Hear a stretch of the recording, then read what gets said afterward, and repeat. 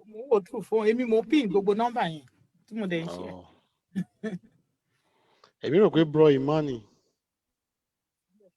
Okay, we are back on it.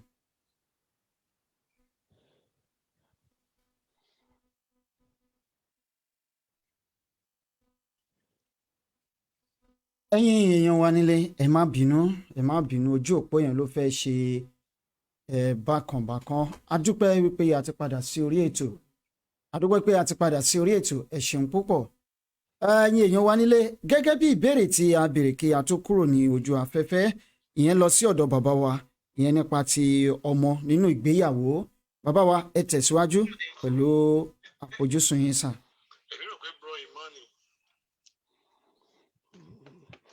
Yeah, ẹ̀yin tẹ́ ń gbọ́ wá lé ẹ má bínú sí is error in transmission.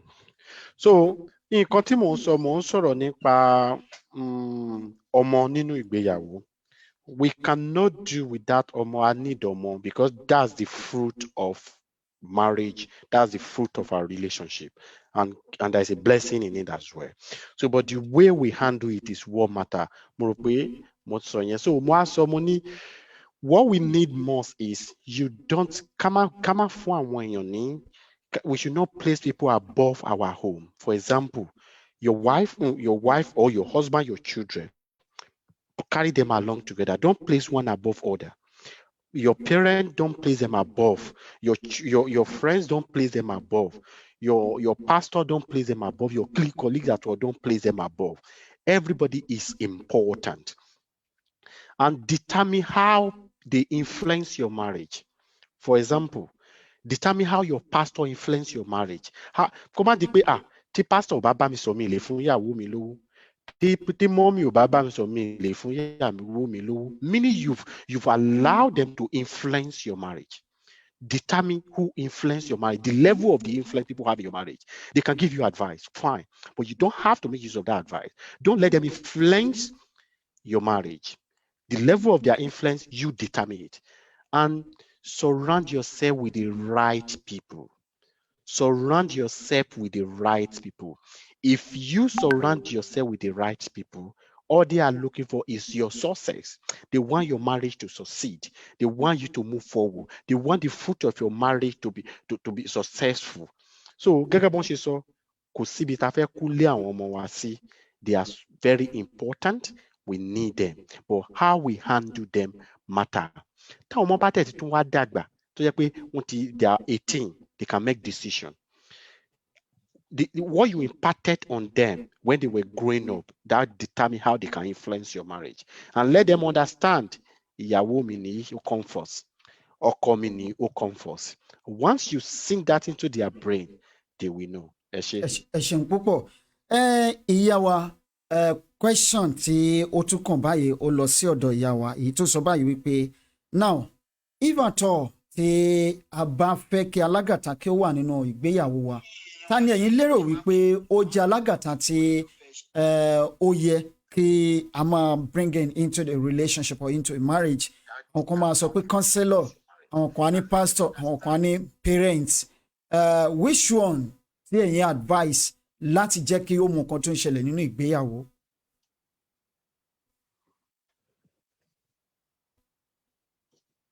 Gbọ́ yín máa o, ẹ ti mute ara yín. Unmute yourself. Mo rò pé alágàtà tó dáa jù tó yẹ ká máa mú wọ ìgbéyàwó òun ni Ọlọ́run. Tó bá yẹ pé Muslim ni wá, Allah, nǹkan tá a mọ̀ ọ́ sí yẹn. Ìgbà tèmi fẹ́ ṣe tí mo fẹ́ wed ní during my engagement. So wọ́n ní gbogbo ẹrù ìyàwó tí wọ́n kó sílẹ̀ yẹn pé kí n mú kan. So mo mú Bible, which is ọ̀rọ̀ Ọlọ́run. Wọ́n ní kí n mú yẹn dání, gbogbo ẹrù tó kù, gbogbo ẹrù ìyàwó tó kù àwọn ẹbí mi pátá ló kó àwọn lópin. Ṣùgbọ́n Bible yẹn nìkan, ọ̀rọ̀ Ọlọ́run nìkan ni wọ́n yànda fún mi pé kí n mú lọ. As in pé ọ̀rọ̀ Ọlọ́run yẹn pé òun ló máa guide mi. Gbogbo nǹkan tí mo ní láti nípa ìgbéyàwó ó wà nínú Bíbélì yẹn. Nǹkan tí ó bá ṣẹlẹ̀ nínú ìgbéyàwó mi ó wà nínú Bíbélì mi. Ó ti ṣẹlẹ̀ séèyàn kan rí. Pé ọ̀rọ̀ Ọlọ́run ni kí n mú dání lọ. Eléyìí tí brother mi sọ lẹ́ẹ̀kan yẹn pé ọmọ wà very very important. ọmọ wà important nínú ìgbéyàwó but not very very. A lot of people ni wọ́n marry tí Ọlọ́run ò yọ̀ǹda fún wọn ṣùgbọ́n wọ́n bí ọmọ ṣùgbọ́n wọ́n bí àlàáfíà, wọ́n bí ìfọ̀kànbalẹ̀, wọ́n bí ẹ̀mí gígùn. Àwọn míì dẹ̀ wà tó yẹ pé láàárín ara wọn ni àjọsọ wọn ni pé wọn ò ní bí ọmọ. For me, mo máa ń sọ fún àwọn obìnrin ẹgbẹ́ mi, tí ẹ bá mọ̀ pé agbára yín ò ká ọmọ kan tẹ́ bá wọnú ìgbéyàwó ẹ mẹ́ẹ̀ tí ì bí. It's not compulsory. Ká bí ọmọ sílé ayé kó máa béèrè lọ́wọ́ wa pé kí la bí òun, ìyẹn ni ẹ̀ṣẹ̀ lọ́dọ̀ Ọlọ́run. Then another person tá a tún lè mú wọnú ìgbéyàwó tá a bá ní any argument láàárín wa. Ọkọ tá a bá rò pé nǹkan kan ń ṣẹlẹ̀ nínú ìgbéyàwó wa. Ó possible kò yẹ pé because in our community in Nigeria, we don't really get it. We don't know what mental health is. A máa rò pé èèyàn tó yẹ pé ó ya wèrè tó wà nínú ọjọ́ ọba ló ní mental problem. But ọkùnrin míì wà tó yẹ pé ó ní age. Obìnrin míì náà dẹ̀ wà tó yẹ pé ó ní anger problem. Tó yẹ pé a need láti lọ fún therapy ni, ká lọ fún anger management. Kí marriage wa má bàa bàjẹ́. But instead of that, a lọ sọ́dọ̀ pastor. Pastor kì í ṣe anger therapy, kò lè help wa out. But tí a bá ní ìṣòro ìdojúkọ kan, ẹ jẹ́ ká wá àwọn tó jẹ́ pé wọ́n jẹ́ àwọn marriage counseling lọ ládùúgbò wa. Tá jẹ́ pé wọ́n mọ much nípa marriage. Wọ́n bá wa sọ̀rọ̀. Nínú ọ̀rọ̀ tá bá ń sọ, wọ́n á mọ̀ pé ọkùnrin ní anger problem. Ó ní láti work on himself ni. Obìnrin yìí kò ní wàhálà kankan. Anger problem ló tẹ̀ ní, bóyá depression ló ní, bóyá tẹ̀ sọ pé à ń bọ́kọ wa sọ̀rọ̀, but instead of that is always ignoring me. Àmọ́ nǹkan tó ń àmọ́ túmọ̀ depression nílẹ̀ wa. From there, wọ́n á sọ pé depression lọ́kọ ẹ ní, kò sí nǹkan kan, kì í ṣe pé kò nífẹ̀ẹ́, ó tẹ̀ ní depression ni. Jẹ́ kó lọ fún counseling. Ọkùnrin míì máa ń na ìyàwó ẹ̀ tán, á wá bẹ̀ pé kó má bínú. Á tún túnà lọ́la, á tún bẹ̀rẹ̀ ẹkún. Á tún túnà lọ́túnla, á tún bẹ̀rẹ̀ ẹkún. Pastor kọ́ nìyẹn o. Honestly, parent wa kọ́ nìyẹn. Ìyá ọkọ ọ bàbá ọkọ ò lè báyàn solve yẹn. Ẹ jẹ́ kó lọ fún counseling. Wọ́n direct ẹ̀ lọ síbi tó ti máa mental problem nìyẹn. Wọ́n direct ẹ̀, wọ́n link ẹ̀ mọ́ ẹni tó máa help ẹ̀ out. So nǹkan tá a ní láti mú lọ sínú ìgbéyàwó wa, òun ni ọ̀rọ̀ Ọlọ́run. Tó bá ní nǹkan tó ṣẹlẹ̀, ẹ jẹ́ ká kúnlẹ̀ ká sọ fún Ọlọ́run. Ọlọ́run, nǹkan bí èmi ti dánwò, mo ti dán méjèèjì wò kó tó di pé mo ṣe kọ́ọ̀sì. Mo ti dán méjèèjì wò, mo ti mélé tó dáa jù. Mo ti fi ọ̀rọ̀ lọ àwọn alàgàtà tí mo rí ìwà tí wọ́n wù, tí mo rí ìhà wọn sí mi nínú ìgbéyàwó. Mo ti fi ọ̀rọ̀ lọ ìyá ọkọ, mo ti rí ìwà ìyá ọkọ nínú ìgbéyàwó. Èmi dẹ̀ lélẹ̀, mo jẹ́ èèyàn kan tó yẹ pé mi ì níyà, mi ì ní bàbá, mi ì ní èèyàn kan tí mo sọ pé mo fẹ́ fi ọ̀rọ̀ lọ. But mo wá rí pé the only person tó fi ọ̀rọ̀ lọ òun ni Ọlọ́run. Kémi fún ara mi kúnlẹ̀ kí n gbàdúrà. Mo ti fọ̀rọ̀ lọ ìránṣẹ́ Ọlọ́run tí mo rí bó ṣe tú ìṣẹ̀, tèmi tún wá sọ pé náà kì í ṣe bí mo ṣe sọ fún yín nìyẹn kẹ. Mi ì sọ̀rọ̀ tó yẹn. Ṣebí ká tẹ̀ fi parí ọ̀rọ̀ ni. Àwọn là ń pè ní abániwárán. Àrídá. Ẹ ṣeun púpọ̀ ìyá wa.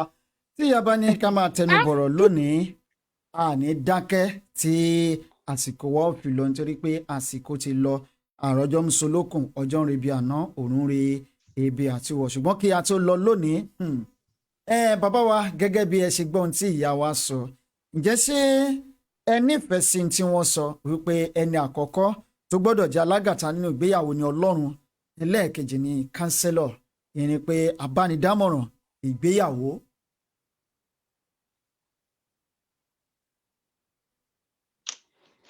Ẹ ṣé olóòtú, mo kí gbogbo àwọn tó ń gbọ́ wa tó ń wò wá nílé. Bí mo ṣe sọ lẹ́ẹ̀kan, we all have different ways of resolving our issue and handling our relationship. Ọlọ́run is the first. Everybody, gbogbo èèyàn mọ̀ yẹn. That is the number one thing. But mo máa ń sọ kinní kan fún yàn. If you say God bless me, God will bless you on what you are doing. God doesn't bless empty hand. You have to be doing something for God to bless you. Tó bá fi Ọlọ́run ṣe tọ́da lágàtà, which is good, but you need to work on your anger and the other thing she mentioned, that's anger management. Counselor is very good, but when choosing your counselor, you need to choose your counselors wisely. One, you need to put your culture into consideration when you're choosing your counselor, because your cultural background is important in your marriage as well. Because in me, mo ti rí situation tó jẹ́ pé ìyá ó dọ́dọ̀ àwọn professional, ó ní ọmọ òun fẹ́ pa òun, wọ́n wá allocate case yẹn sí mi fún mi. Gbà tí mo wá dọ́dọ̀, mo wá béèrè lọ́wọ́ ọmọ yẹn pé báwo ló ṣe fẹ́ pa ìyá ẹ̀? Ó wá ní this way. Mi ní ó ní mommy chop knuckles. Ọmọ yẹn ń kí ìyá ẹ̀ ní slang ní chop knuckles. Ìyá rò pé bóyá ó fẹ́ hit òun ni ọ̀fíìsì kò hit ẹ̀. Wọ́n á sọ pé what does that mean? Ó ní I'm just greeting mom, you know, chop knuckles, and mommy is scared. Because ìyá ò understand ibi tó ọmọ ti ń bọ̀, because ọmọ yẹn ní disability, ó rò pé bí a fẹ́ irọ́ dẹ̀ ni, because that is ọmọ yẹn culture tó around ẹ̀ kan tó rí ní sàkání ẹ̀ ní ó dẹ̀ di culture, that's how he greet. So you need counselor that understand and know your culture a bit, so that you can put all those things into consideration. Counselor is good, and I always tell people, alagata, the third parties, they are very essential in our life. Life is not hard, enjoy it. Third party aren't that bad. They are not all bad. We need them, you need them. But let them know their limit. Not all third party are evil. Some are not, some mean good. But it is you to determine how you manage your third party. Ẹ ṣeun púpọ̀ bàbá wa. Now quickly ẹ jẹ́ kí a sáré lọ sọ́dọ̀ ìyá wa. Ó ṣeéṣe kó jẹ́ ìbéèrè la máa béèrè last. Kí a tó kúrò lórí ètò nítorí pé à ń lọ sí ìpele tí ó tún kàn ní orí ètò yìí, kí a tó yanjú ètò náà. Níbẹ̀ yà aago 9 ti kọjá ìṣẹ́jú kan ní orílẹ̀-èdè Turkey níbi tí a wà yìí. Ìyá wa, ìbéèrè tí ọpọ́n tún kàn ní wípé ní inú ìgbéyàwó wípé lẹ́yìn Ọlọ́run àwọn olùbánidámọ̀ràn tí a mọ̀ sí counselors òun ni ó tún kàn ní ètò ìgbéyàwó. Ẹ jọ̀wọ́ kí ni ìyàtọ̀ tó wà láàrin counselor àti pastor? Ṣé gbogbo pastor ló dáa ni àbí kì í ṣe gbogbo ẹ̀? Ẹ ṣe gan-an olóòtú. Ìyàtọ̀ tó wà láàrin counselor àti pastor pọ̀ ó ti ẹ̀gùn gan-an ní tá a lè fòkùn wọn tán. Number one, ṣe rí pastor ó mọ̀ wá délé, ó lè jẹ́ pastor ọkọ mi ní tọkọ mi fẹ́ mi lọ́ọ̀dọ̀ ẹ̀. Ó lè jẹ́ pastor tèmi ni tí mo fẹ́ ọkọ tí ọkọ mi tẹ̀lé mi lọ sí ilé ìjọsìn mi. Pastor mi fún ara ẹ̀, ṣé òun gan fún ara ẹ̀ gan mọ nǹkan tó ń pè ní ìgbéyàwó dáadáa ni? Ṣebí ọ̀rọ̀ Ọlọ́run lòun kà? Ṣebí kó sọ ọ̀rọ̀ Ọlọ́run kó jèrè ọkàn mi lòun wà fún? Kì í ṣe pé kó bá mi tò ìgbéyàwó mi. Ìgbéyàwó ọ̀pọ̀lọpọ̀ pastor mi ẹ jẹ́ rí ní ilẹ̀ wa àti ilẹ̀ Yorùbá ní adúláwọ̀. Mo lè fi gbogbo ẹnu sọ pé 80% ilé àwọn pastor mi kò dáa, gbogbo ilé wọn dàrú. Aṣọ ni wọ́n ń dàbò tá a fi rí gẹ̀dẹ̀gẹ̀dẹ̀ tó wà nínú ìgbéyàwó wọn. Ní 80% àwọn pastor mi. A máa rí gbogbo wọn lórí social media bó wọ́n ṣe ń ṣe káàkiri. 80% wọn ilé wọn ò dáa, ilé wọn ò gún. Ìyàwó wọn ti ń cover àwọn up pé kí àṣírí má tú ọ kí òun má ṣẹlẹ́yà ni. Bó ṣe rí marriage counseling àwọn tó yẹ pé wọ́n really kì í ṣe gbogbo wọn, because a lot of them tó yẹ pé they are all about money. Tó yẹ pé ẹlòmíì ti ẹ̀jí tó pé rẹ̀ tó kàn ti ẹ̀jí tó pé rẹ̀ ní marriage counseling ni. Torí pé bóyá ó ti ní nǹkan ìkejì, ó ti ka nǹkan kan. Tó yẹ pé kì í ṣe pé ó kẹ́kọ̀ọ́ yẹn.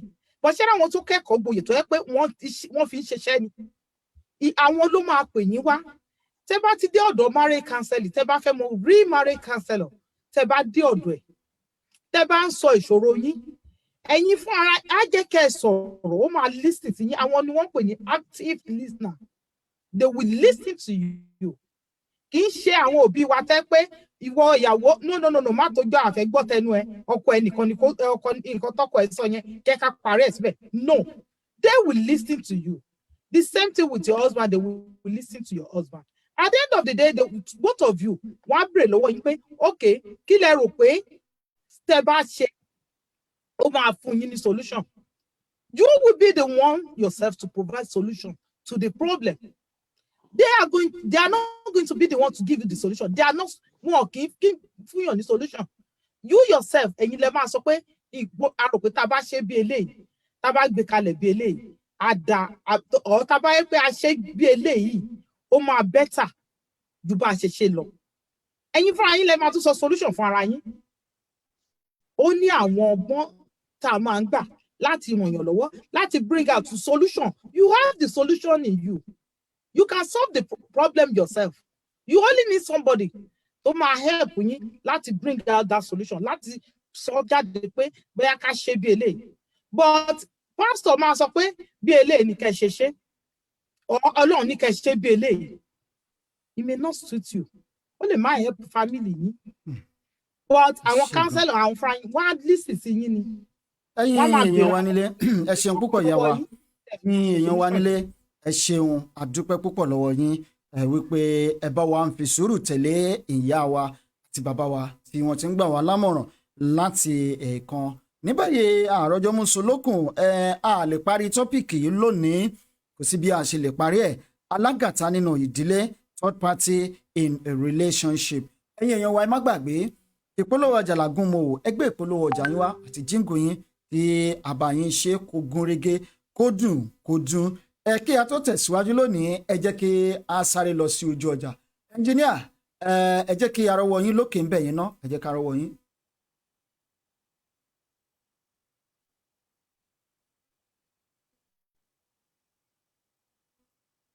In your day-to-day activities and enhancing total productivity in whatever you do. At Juice Plus, we make all-round healthy fruit blend that reduces your belly.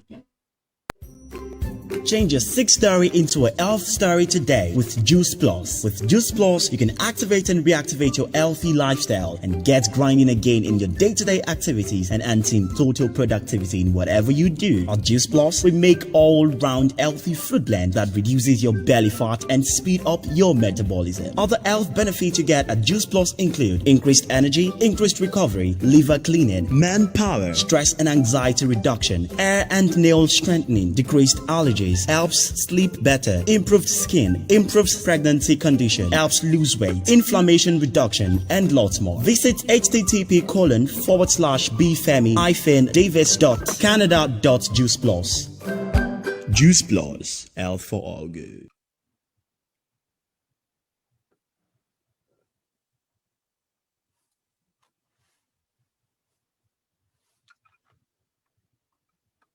This to my clients. Excuse me, sir. I think I have a solution to your problem. How can you help me? Have you heard about Calibration Logistic and Shipping Cargo? No, I've not heard about them. Calibration Logistic and Shipping Cargo is a reliable company that helps you buy goods and ship to any part of the world through sea and air. All you need to do is to connect with them, make the necessary payment, and be assured that your goods will be delivered to you in good conditions without delay. Wow, this is so interesting. Tell me more about this company. At Calibration Logistic and Shipping Cargo, your comfort and pleasure is our concern, and that is why you can visit our Mama Chi restaurant with your loved ones for your continental and intercontinental dishes. Our excellent unisex salon is set to give you the perfect look and leave you outstanding. Calibration Logistic and Shipping Cargo is at Katip Kazim Malaysi, Pasha Sadek Suka, number 29, Fatih Asarai, Istanbul, Turkey. Telephone Call Oladapo Akiode on +905 318 330969 +905 348 548523 or +234 806 629 1798. Connect with our Nigerian office at Thomas Estate, number 5, Nazio Kuro, Onyebuji Street, Ajaleki, Lagos, Nigeria, or visit our branch office at number 133, Latif, Adegboyega Street, Ago Palace Way, Grand Mate Bus Stop. Telephone 234-806-629-1798 or 234-903-689-5350. For more enquiries, connect with them via social media and on Facebook, Instagram, and Twitter at calibration.com or visit www.calibrationcargo.com. Email address at calibrationcargo.com. At Calibration Logistic and Shipping Cargo, we bring comfort to your doorstep. Ẹ ṣeun púpọ̀, ẹ káàbọ̀ padà láti ojú ọjà nítorí pé ohun àǹjẹ kọ́ là ń tà wọ́n ní kẹ́ ẹ má sòyìnbó dọ̀ bọ́ o bẹ́ẹ̀ ni ẹ ṣe gan ni ẹ̀yin tí ẹ̀ ń gbé ìpolówó ọjà yín fún wa àdúpẹ́ lọ́wọ́ yín iléeṣẹ́ yín ò ní jóná àpamọ́wọ́ ajé àtàjèrè ọjà o iléeṣẹ́ yín ò máa ròkè o gbogbo nǹkan tí ẹ bá dáwọ́lé báyìí a máa yọrí sí rere nítorí pé gbogbo igi tẹ́lẹ̀gbèdè bá fọwọ́ bà dídùn ló ń dún ẹ̀yin èèyàn wa lọ́jọ́ tòní lábala ètò ìgbéyàwó àníre jù báyìí lọ lónìí a máa tẹ̀síwájú lọ́sẹ̀ tó ń bọ̀ lórí alágàtà nínú ètò ìgbéyàwó ṣùgbọ́n kí a tún máa lọ wọ́n ní ohun à ń jẹ kọ́ là ń tà ìyá wa àwọn ni agbátẹrù iléeṣẹ́ tí a mọ̀ sí Juice Plus ìgbólówó ọjà tí a kọ́kọ́ nà sí orí atẹ́gùn lẹ́ẹ̀kan ìyá wa ní kọ́mọ́nkébé ẹ sáré bá wa sọ̀rọ̀ lórí product yín kí a tó máa lọ. Very much. Olóòtú ẹ ṣé gan. God bless you, sir. For our people at home, anywhere you are in the whole world, this Juice Plus is really it's meant for everybody, even children. I have for children. I have one for children, like 2 for children. Especially with this COVID-19 of it thing, we need it. I need it. The same thing with you. Ẹ má dúró dìgbà tá a bá lùgbàdì àìsàn yìí ká tún sọ pé a fẹ́ lò ó. Kì í ṣe oògùn, it's not kì í ṣe oògùn fún wa. Kọ́n bá sọ pé wọ́n recommend ẹ̀ fún wa ni, no. Kì í ṣe oògùn. A fi ń prepare ara wa fún gbogbo nǹkan tó bá tẹ̀lé ṣẹlẹ̀ sí ara wa ni. Apart from that, tó bá ti ní àwọn àrùn kan, anything sickness tó bá wà ní àgọ́ ara wa tẹ́lẹ̀, we can use it as well. And ìyẹn ò sọ pé ká má lo oògùn tí doctor bá sọ fún wa pé ká lò. It doesn't prevent us of using it. So we can use it as well. So all really does fún àgọ́ ara wa is what we can use, and it's all over. Leave it at maybe more than we have it almost at 16 countries in the whole world. Latini. So just for you to go to the website, order it. If you have any cancer, just try it. You can add it with your medication. This is not medication. So is well used all over, is well known all over the world. So our website is there for you to order. And the same thing, if you know you want to order and you don't get the link, or you have problem, or you have difficulty, you can call me as well. I'm going to guide you through to get your own Juice Plus. So it's very, very good. And if you look at it, kì í ṣe pé oògùn pátá, as in kì í ṣe àwọn nǹkan tí wọ́n lò tí wọ́n fi ṣe, kì í ṣe nǹkan tá a mọ̀ ni. But àǹfààní tí wọ́n kó pọ̀ kó lè fi ṣe iṣẹ́ lára wa ni. If you have a liver problem, try it. For our elderly one, àwọn bàbá wa àti ìyá wa tí wọ́n ti dàgbà tí wọ́n wà nílé, a kì í pè wọ́n ní arúgbó wọn. Bàbá wa, ẹ bá wa fún wọn. Jẹ́ kí ara wọn lè tún padà jí pépé. Gbogbo àwọn àìsàn, tí èèyàn bá ti ń dàgbà, there's some sickness tó máa ń wá sínú àgọ́ ara. So we need this láti help wọn out. Láti máa help àwọn òbí wa. Má dúró dìgbà tá a máa gbé wọn lọ sí hospital tá a bá máa lọ ná àwọn owó tí ò yẹ ká lọ ná lé wọn lórí ká tó máa tọ́jú wọn. This thing is very, very important láti help àwọn arúgbó wa. Àwọn ọmọ wa tí a bí, they are very, very important as well. A ní eléyìí tó yẹ pé tí ẹ bá order, tí àwọn ọmọ yẹn is free for you if you have children. Tẹ́ bá ti order eléyìí, free ni fún àwọn ọmọ yín. Gbogbo àwa ọkùnrin, ẹ̀yin ọkùnrin, ẹ ní ìdí ẹ̀. Kí lèèyàn fi jókòó? Must be a man. Tí àwọn bàbá àti ìyá tán bá rà, wọ́n tún máa fún àwọn ọmọ lọ́fẹ̀ẹ́. Exactly, it's free for children. Okay, that's very nice. Free ni. So, tí ẹ bá rà, tẹ́ bá ní ọmọ, wọ́n fún àwọn ọmọ yín free fún wọn. Àwọn ọmọ yẹn á dẹ̀ lè lò like 2-3 months tí àwọn ọmọ yẹn wá lè fi lò. Àwa tó yẹ pé a ní àìsàn ojú, we have I don't have that one here right now.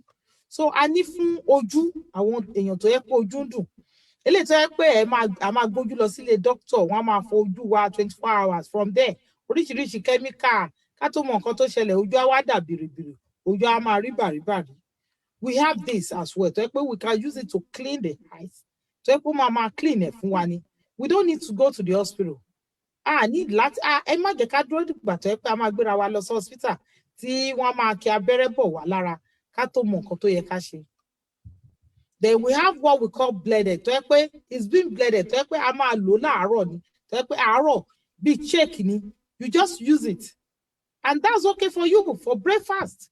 It's okay. ká máa lọ à ń ṣiṣẹ́ lọ nìyẹn any form tá a bá ti fẹ́ tó yẹ pé vanilla ni tó yẹ pé chocolate ni is there for us ó wà ń bẹ̀ so ẹ má dúró dìgbà tá a máa sick ká tó máa tọ́jú ara wa ẹ̀yin ọkùnrin tó yẹ pé 5 minutes noodle ni yín I'm sorry to say you need this I understand obìnrin ń fẹ́ especially this time around àwọn obìnrin tá a wà ní ayé ìgbà wọ́n fẹ́ ọkùnrin tó yẹ pé ó ń try tó yẹ pé à ń sọ pé yes ó ń try ṣe ẹ understand tá a lè máa fi yangàn káàkiri ìgboro pé ọkọ mi ń gbìyànjú tí obìnrin bá sọ fún yín pé ọkọ òun ń gbìyànjú kẹ́ mọ̀ pé yes ó gbìyànjú dé inú inner room ni kì í ṣe pé ó ń gbìyànjú níta nìkan so we need all this for our Juice Plus so ẹ jẹ́ kí ká gbìyànjú ẹ̀ kẹ́tẹ̀ try ẹ̀ wò kẹ́ wò pé rere lolúwa so we need this ẹ ní láti try ẹ̀. Thank you so much. You can call my number. You can also order anywhere in the world. You can order from my website. If you get to the website, you will see Canada there. You just scroll down, click the button, then put it on your own country. We have a lot of country there. Any country, a big country to easy. Then you make your order. And if you don't get it, call my number. My number is +1 204 939 1703 +1 204 939 1703. You can call me. I will help you out. And if you don't understand, you can ask a lot of people to want to rakini. Ask them, but how does it work? They will explain to you. Wọ́n á ṣàlàyé fún yín bí bó ṣe ń ṣiṣẹ́. A ní láti dúró dìgbà tá a máa ná millions ká tó sọ pé a fẹ́ kí ara wa yá. We need to help ourselves. We need to take care of ourselves. Especially àwọn obìnrin tó pa a máa kó people sójú tá a fi ń ṣọdún. We need this. So we need to help ourselves. Kò yẹ ká tún ṣiṣẹ́ láti January dá December. Ká má tún lè ràn body tá a fi ń ṣiṣẹ́ yìí ká má tún lè ràn lọ́wọ́.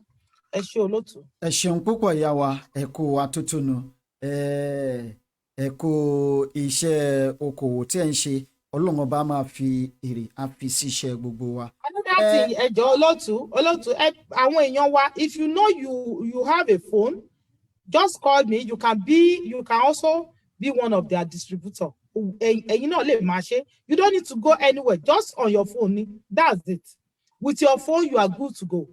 So if you want to get in touch with our mom from Canada, her phone number is +12 049 391 703. Once again, +12 049 391 703.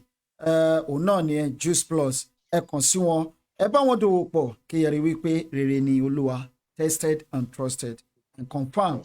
So bí o ṣe máa rí nìyẹn. Lákòótán lórí ètò yìí lónìí kí a tó máa lọ. A bẹ̀rẹ̀ láti ọ̀dọ̀ ìyá wa ṣùgbọ́n a máa parí ẹ̀ sọ́dọ̀ bàbá wa ní alẹ́ yìí ṣùgbọ́n kí a tó lọ. Ẹ jẹ́ kí ìyá wa torí ẹ̀yin olólùfẹ́ wa by next week we are going to give you the conclusive part of the third party in marriage. But this week we want to keep you on suspense till next week. Torí pé tí rí nǹkan kan ẹ tí gbọ́ nǹkan kan ẹ máa gbọ́ winiwini lẹ́nu wọn. Ẹ gbé ìpolówó ọjà yín wá.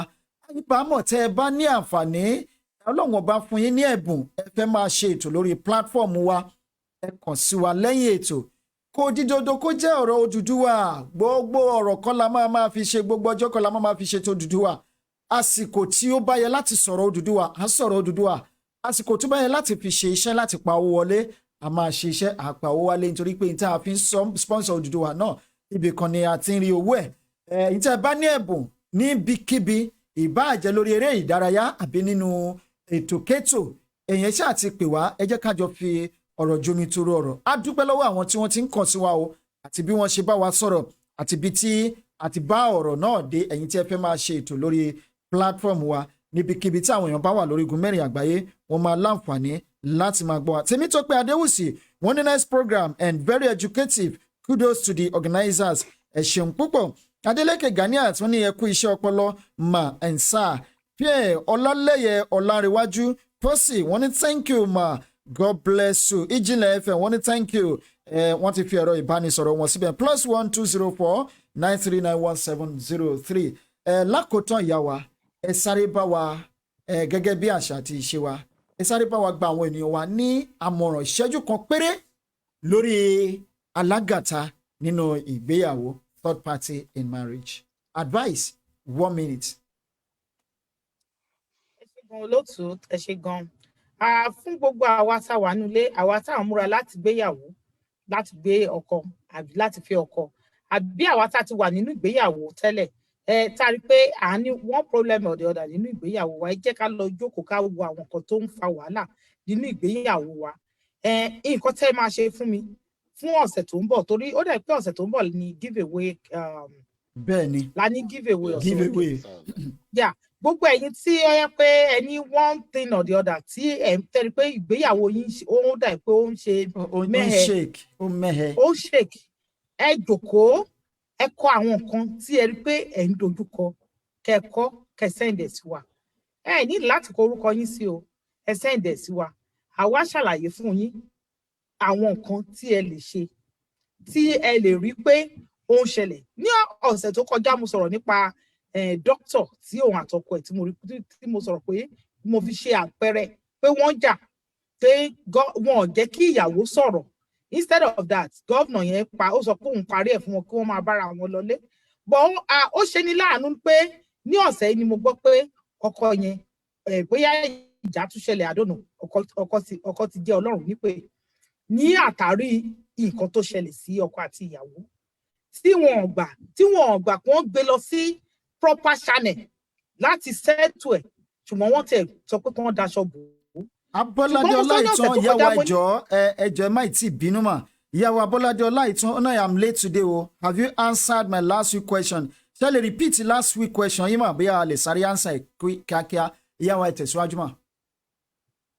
Tó bá yẹ pé wọ́n fún àwọn méjèèjì ní ààyè láti sọ pé wọ́n lọ sí ọ̀dọ̀ èèyàn tó jẹ́ pé ó lè bá wọn dá sí i.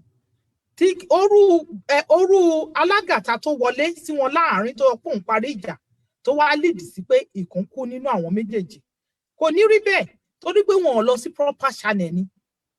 Tó bá yẹ pé wọ́n gbé lọ sí ọ̀dọ̀ marriage counseling tó lè bá wọn dá sí i, tá bá wọn yànnàyàn ẹ̀, ìkan ò ní di olóògbé bá ṣe ń sọ̀rọ̀ yìí. Ọkọ ti di òkú, ìyàwó ti di opó, àwọn ọmọ ti dọmọ aláìní bàbá nítorí kíni? Nítorí alágàtà.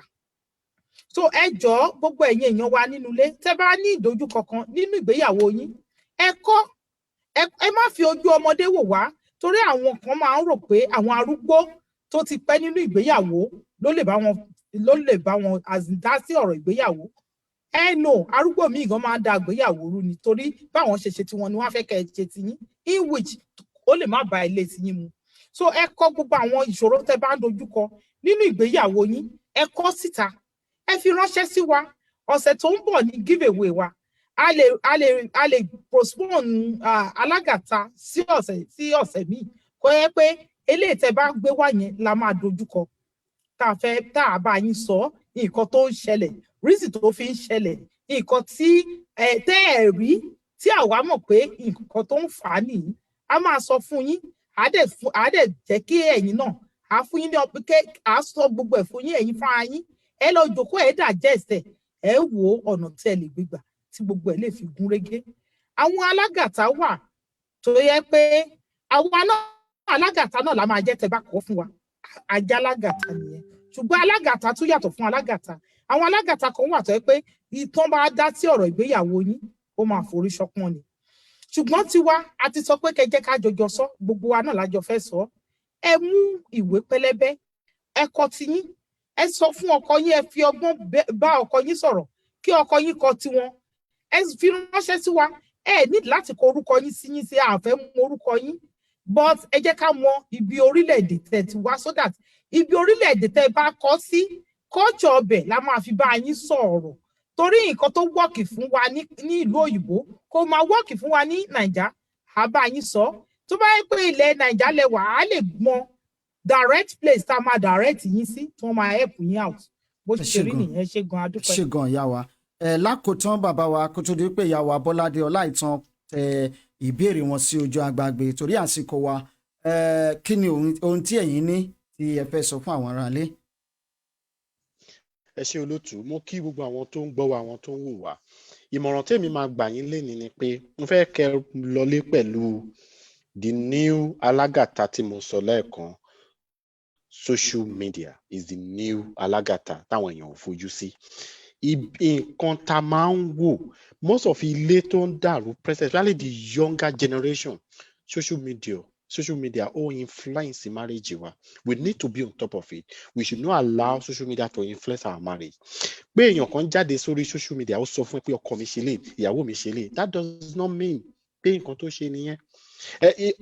Pásítọ̀ àti ìyàwó àtọkọ ẹ̀ tó bá nara wọn nílé, tó bá jáde lọ, wọ́n á dira wọn mú ni bí wọ́n ṣe ìgbéyàwó. So please don't allow social media to influence, to dictate, to direct your marriage. Be on top of your marriage. Ìmọ̀ràn tèmi máa gba àwọn tó wà nílé nìyẹn. ẹ ṣé gan ẹ̀yin méjèèjì ẹ̀yin ìyá àti bàbá wa ẹ sáré bá wa dáhùn ìbéèrè torí append the question yìí ní last week ìyá wa náà ṣẹ̀ṣẹ̀ wọlé ni wọ́n dẹ̀ ti béèrè question yìí ó ní my question is that what will happen to a marriage when husband tells her mom everything that is happening in their marriage? Now, that kind of a man, we call them mommy's boy. The guy himself is not ripe enough to marry. Marriage is not by age, to be honest with you, sir. Marriage is not by age. The guy himself is still under mommy. His mommy boy. So, kó rú ọkùnrin bẹ́ẹ̀ kó lò ogójì ọdún láyé, ọmọ mommy ṣì ni o. A ṣì máa take step lọ́dọ̀, a ṣì máa take àmọ̀ràn lọ́dọ̀ mommy ni. So, ó rú ọkùnrin bẹ́ẹ̀, wọ́n need láti sit there down, láti ṣàlàyé fún what marriage is. But it's true you really like your mom, you love your mom, but there's difference between your mom and your marriage. So marriage kò yẹ kéèyàn orú ọkùnrin bẹ́ẹ̀ èèyàn gbọ́dọ̀ jẹ́ kó èèyàn gbọ́dọ̀ as in wọ́n nurture ẹ̀ wọ́n jẹ́ kó mature through counseling. How ṣẹ̀ṣẹ̀ máa sọ pé okay, this is how it work. So èèyàn máa build orú ọkùnrin bẹ́ẹ̀ láti mature. Kí ni nǹkan tírú ìyàwó ẹni bẹ́ẹ̀ kí ni nǹkan tírú ìyàwó ẹni bẹ́ẹ̀ yẹ kó ṣe tírú nǹkan báyìí bá ń ṣẹlẹ̀ mọ́? Ṣe rí orú nǹkan tí orú ìyàwó èèyàn bẹ́ẹ̀ òun ló yẹ kí sọ pé number one wọ́n á seek fún marriage counseling because orú ọkùnrin bẹ́ẹ̀ ìyá ọkọ ló ń control marriage yẹn honestly. Nǹkan tí mọ́mì bá ti sọ.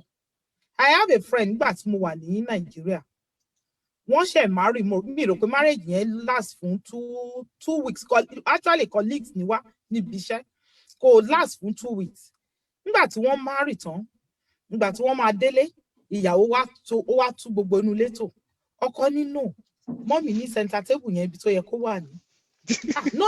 Ṣé ẹ̀ tó gbé yẹn mọ́mì ní that is gbé ibi tó ti dáa ni má gbé kúrò. Mọ́mì ní ibi tó ti wà okay nìyẹn.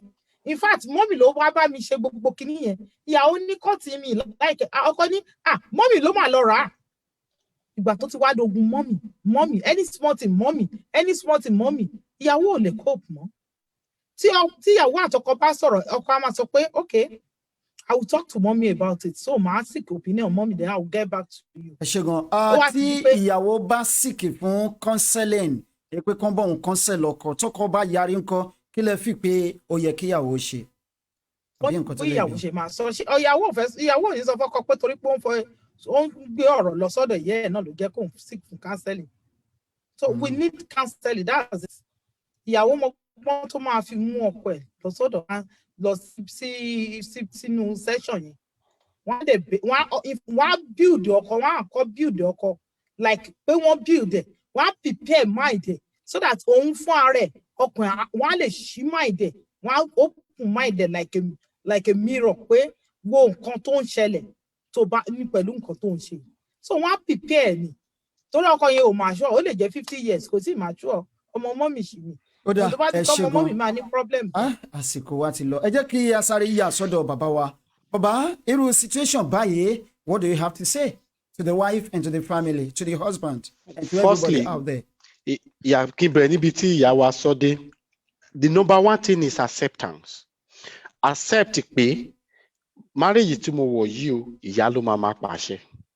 Because it's happening. It's difficult to come out of it. You need to first of all accept it before you can look downward, so way out. Secondly, you need to communicate pẹ̀lú ọkọ ẹ̀.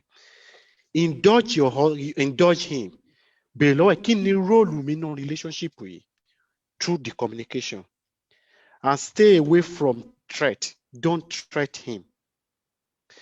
And if I can say, if you can develop a relationship with that mother, if you can develop relationship with that mother, what about if the mother is not ready to have any relationship or to have any mutual relationship with you as a mother? Yeah. Authoritarian ni wọ́n. So what they say is a final. What about if you come across a mother like that? Okay, I will say be patient, but meaning before you go into that marriage, you will have to know that mother is like that. If a mother is authoritarian, before you go into that marriage, you know, and you've accepted the mother that I'm going to the marriage. This is how the mother is. I'm into it. If she's authoritarian, before you go into the marriage, you've accepted her, and you've done to that. Even during marriage, gbogbo decision wedding, and you've accepted it. You did not question it. Meaning you've accepted it. You might be thinking you will change it, but my dear, you cannot change it. So, but you can go on vacation together with your husband. If you go on vacation together, but before you go on that vacation, learn to make decision, perfect decision. Oh my God, so if you put those in place and try, it might work. But as I said, acceptance. If it is already happening, it's difficult. But if you can build a relationship with that mother, you might have your breakthrough through that. Do you advise such a wife to go for counseling or to contact the counselors? Exactly. I think that is the best, because number one, the counseling will help the lady firstly to build a relationship with the mother. Because honestly, with you, sir,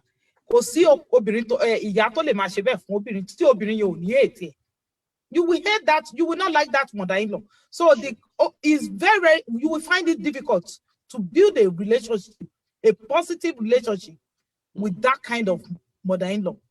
But with the help of counselor, he or she will help you to build that relationship with the mother-in-law. So after that, from there, more system to magba.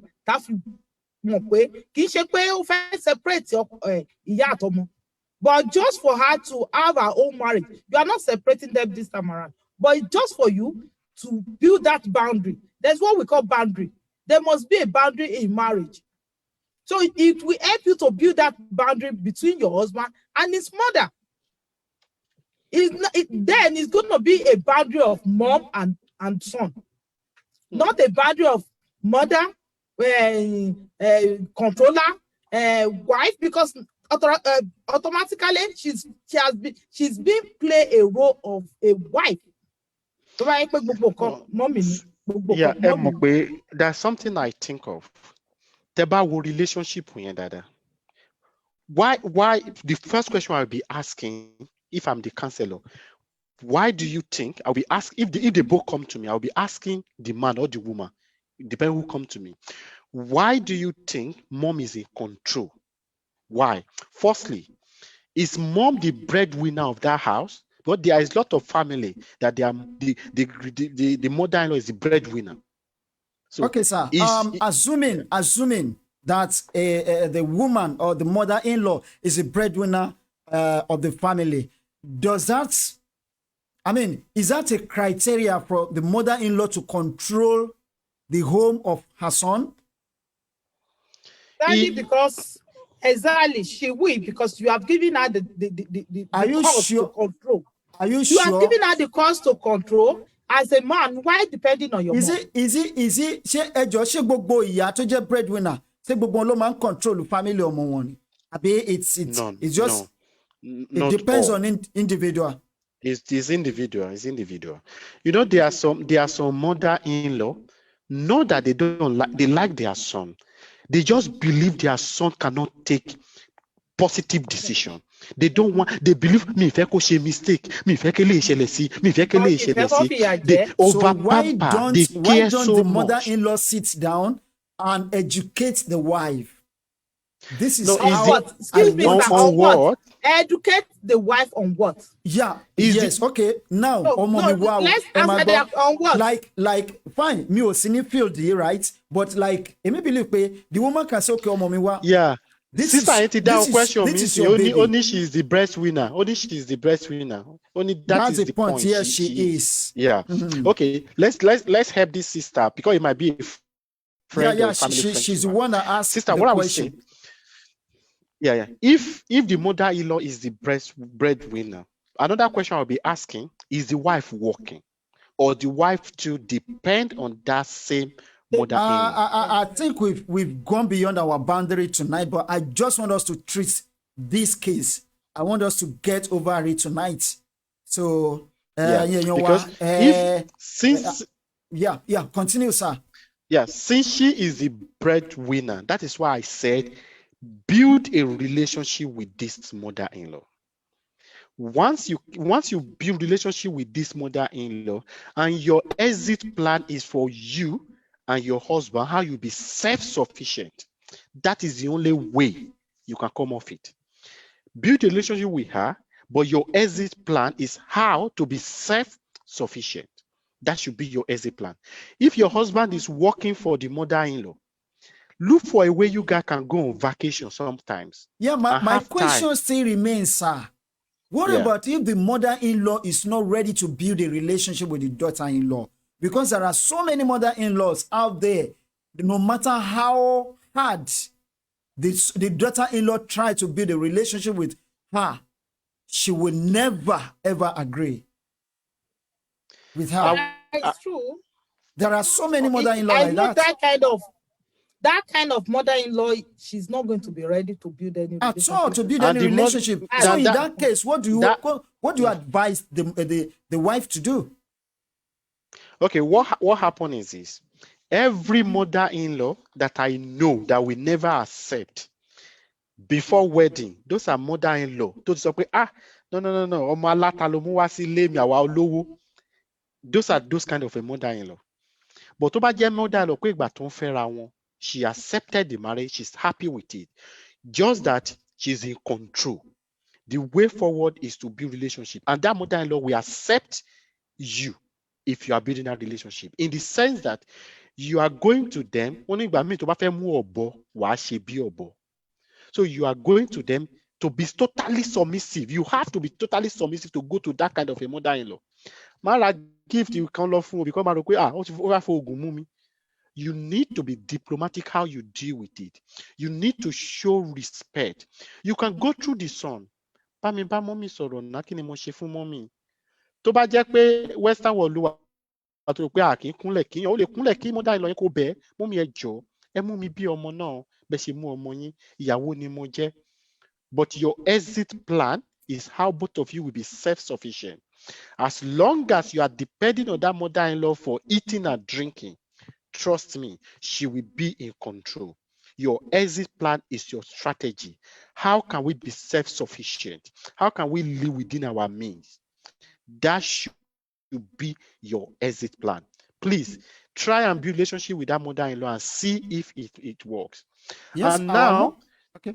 and now this is where third party comes in as well. If that mother-in-law got a friend torí ẹ pé tó mọ̀ pé nǹkan tí mother-in-law yín ṣe ò dáa, tó dẹ̀ lè bá sọ̀rọ̀ pé kí mother-in-law yín gan kó bá yín lọ sọ́dọ̀ counselor. That is where third party comes. You need to be careful how you do that, how you do the linking, how you do the connection. You need to be extra careful because ìyàwó máa sọ pé ó ti ń tọ́jú bọlé, ó ti rojọ́ wá kiri, ṣé bó ṣe ń rojọ́ ọmọ mi kiri nìyí. So it's very sensitive. So I don't think there's a right and wrong answer to how you deal with it. You just have to try first. Build that relationship. No threatening. Smile. Show acceptance. Show willingness and accept her and listen to her. But your exit plan is your way forward. Yeah, ìyá wa, finally, ẹ jẹ́ kí a gbọ́. Lẹ́yìn yẹn, a máa advice ìyá wa wípé kí wọ́n pè wá lẹ́yìn ètò tó bá jẹ́ àwọn ni wọ́n involve nínú nǹkan báyẹn àbí tó bá wọn bá mọ ẹnikẹ́ni tó involve nírú nǹkan situation báyìí tó wà nírú situation yìí.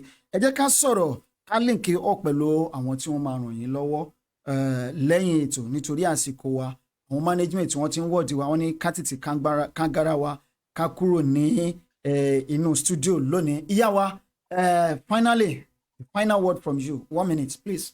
For me, I think it's very, very sometimes it seems difficult for that kind of mother-in-law or that kind of wife to build a relationship with the It's difficult. mother-in-law. It's really, really difficult, honestly, to be honest with you, sir, because I'm a woman. Kí ìyá ọkọ wa máa control life mi. Torí kò ní control life ọmọ yẹn nìkan. A tún máa control ti ìyàwó because of the money. Change there tó ń fún wa. So the best thing advice mo lè fún wọn ni pé the wife herself now, I believe pé ojú ìyàwó ti ṣí, ìyàwó ti open ojú. Number one, go build relationship as what my brother said. Go build relationship. Then another thing ni pé kó máa wò bí ọkọ as in tí ọkùnrin yẹn náà bá ti ń ṣe ọ̀lẹ, tí kì í ṣe ọkùnrin tó yẹ pé ó depend lórí ìyẹ́ ẹ̀ totally ni ọ tó believe pé mom 24 hours. So orú ọkùnrin bẹ́ẹ̀ wọ́n lè gather things láti sọ pé okay, start this small thing pé kó bẹ̀rẹ̀ business kékèké. Then from there exit plan wọn nìyẹn. Wọ́n fi ìyà sílẹ̀ because some mother wọ́n ọmọ pé one day they will leave their children. Because àwọn obìnrin kan wà pé ìyàwó ẹ̀ á fìyà jẹ ọmọ mi, á fìyà jẹ ọmọ mi. So they always see their son as a baby. Wọ́n sì máa ìfà tó ti marry. Wọ́n sì máa wò pé baby wọn ni. Ó máa fìyà jẹ ọmọ mi. I need to be with him. I need to do this. No. I understand. So orú nǹkan mẹ́rin ó máa ń difficult fún ìyàwó yẹn láti sọ pé kó build relationship. But you just have to try in order for you to have your peace. Peace, yeah. To earn your peace, yeah. Because if you are doing that, it will even tell on your children, not only you alone. Or she bounce back, lórí ọmọ. Then she will be the one to be dictating what is going to happen in the life of your children. So you have to do something quickly. All right. Fún olóòtú ẹ má bínú fún àfikún nǹkan tí mo kàn fẹ́ sọ fún àwọn ọkùnrin àti obìnrin tí ò tí ì márì tó ń gbọ́ wa ni ṣe rí irú nǹkan báyìí during courtship you've seen it. Don't go into relationship because you are thinking I will change it, he will change it. No, fix it before you go. Nǹkan báyìí ìyàwó yìí ó possible tó kó ti máa rí tẹ́lẹ̀ but she went into the relationship because ọkọ mi náà ì máa wà okay. Tọkọ bá ti but Ọlọ́run á ràn wá lọ́wọ́ ṣá torí time wa. All right, ẹ̀yin èèyàn wa nílé a dúpẹ́ lọ́wọ́ yín answer wọ́n ní like what your guest has said many girls saw this the sign but ignored it because they are scared of how long to take to get another man. Think before you do is better than do before you think.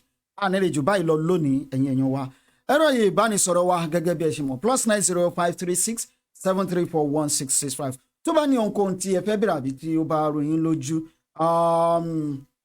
lójú ẹ ṣé gan ni àdúpẹ́ lọ́wọ́ yín ó ní ọ̀ṣun wọn lọ́bẹ̀ ṣeun ẹ̀yin tí a bá wá jẹ́ ẹ̀kọ́ àìbínú àní ní ọ̀sẹ̀ tó ń bọ̀ a máa fún àwọn ènìyàn wa ní ẹ̀bùn ọdún ẹ sì lè darapọ̀ mọ́ wa tó bá ní ohunkóhun tí ẹ fẹ́ gbé kalẹ̀ láti fún àwọn èèyàn wa tí wọ́n wà ní ilẹ̀ Odùduwà ní ẹ̀bùn ọdún ẹ tẹ̀lé àwọn platform wa lórí social media Ìjìnlẹ̀ rédíò ní lórí YouTube lórí Facebook tá a wà yìí page wa ní Ìjìnlẹ̀ FM lórí group wa lórí Facebook Ìjìnlẹ̀ FM Media tẹ́ ẹ bá fẹ́ lọ sórí timeline wa send friend request sí wa lórí Ìjìnlẹ̀ Marcus orí Twitter ńkọ́ Ìjìnlẹ̀ FM 2018 tẹ́ ẹ bá lọ sórí Instagram Ìjìnlẹ̀_radio_Turkey lórí rédíò wa àwọn iṣẹ́ kan lọ lọ́wọ́lọ́wọ́ báyìí tẹ́ bá wò lẹ́nu ọjọ́ mẹ́ta ẹ̀rí wa lórí àtẹ́gùn àwọn iṣẹ́ kan lọ tí wọ́n ṣe láti upgrade system wa ẹ jọ̀wọ́ ẹ̀yin èèyàn wa ẹ gbé ìpolówó ọjà wá ìpolówó ọjà báyìí ò ní àgúnmọ̀ ní tá a fi ń gbéra lélẹ́yìí kò sí olùrànlọ́wọ́ kankan mọ̀ pé àgbé pépà àti GoFundMe sílẹ̀ lórí gbogbo àwọn ètò wa kétò wa tí à ń ṣe ṣùgbọ́n tí ẹ bá láǹfààní láti nawọ́ sí wa a máa appreciate ẹ̀ ṣùgbọ́n àgbé pépà àti GoFundMe sílẹ̀ torí àfẹ́ kí ẹnikẹ́ni kí ó sọ wá lẹ́nu owó wa àmọ́ bó ṣe wọlé sí àmì ibi tó bá lọ òun kìíní kan àfẹ́ rárá torí ní tó máa bà wá lórúkọ jẹ́ àṣẹ lórí ètò yìí ṣùgbọ́n lórí ìpolówó ọjà yìí tẹ́ ẹ bá gbé wá a lè láǹfààní láti máa ṣe àwọn nǹkan kan tó yẹ kí a ṣe lórí ètò ní nǹkan bí ọ̀sẹ̀ mẹ́ta sẹ́yìn la sọ wípé tẹ́ ẹ bá wo kámẹ́rà wa ẹ rí wípé kámẹ́rà yìí ò sharp dáadáa a gbìyànjú láti get kámẹ́rà míì nípasẹ̀ pípé ìpolówó ọjà wa la máa láǹfààní láti la máa láǹfààní láti ra kámẹ́rà tuntun tó sharp àti àwọn equipment kan tí a tún nílò sí nínú studio, ṣùgbọ́n a ní tìtorí bẹ́ẹ̀ wípé a nílò ìrànlọ́wọ́ àbí a ní àdójúkọ ká má tìtorí bẹ́ẹ̀ pé a gbé pépà bí kò fọ́n mi síta ẹ̀rọ o àṣe bẹ́ẹ̀, ṣùgbọ́n tẹ́ ẹ bá gbé ìpolówó ọjà wá tá a bá bá yín ṣe à lè rí tọ́rọ́ kọ́bọ̀ láti tùjọ. Ẹ ṣeun púpọ̀, God bless you. ẹ̀yin wa ó di ọjọ́ mẹ́jọ kí a tó tún bára wa pàdé ní orí ètò yìí, ṣùgbọ́n kó tó di ọjọ́ mẹ́jọ náà ẹ sọ fún àwọn ènìyàn wa tí wọ́n wà nílé wípé ní ọjọ́ mẹ́jọ o pẹ̀lú àṣẹ lọ́wọ́ Ọlọ́run ọba a máa fún àwọn èèyàn wa ní ẹ̀bùn ọdún tuntun àti ọdún kérésì, ṣùgbọ́n títí di ìgbà náà ńkọ́ ẹ̀yin bàbá àtẹ̀yin ìyá wa àti ẹ̀yin tí ẹ bá fẹ́ pè wá àbí kàn sí wa lẹ́yìn ètò, ẹ̀rọ ìbánisọ̀rọ̀ ti wà ń bẹ̀ tí ẹ lè pè wá sí títí di ọjọ́ mẹ́jọ tí a máa pàdé. Orúkọ mi kò tí ì yí padà o, pẹ̀lú àwọn tí a jọ wà ní orí ètò lónìí, ìyá wa Beatrice Ògúnmọ́lá àti bàbá wa ẹnìkan òṣèlú, àkẹyìn wípé ó dàárọ̀ o, ká sùn láyọ̀ ká jí láyọ̀. Merry Christmas, everyone. Pẹ̀lú ìyàwó.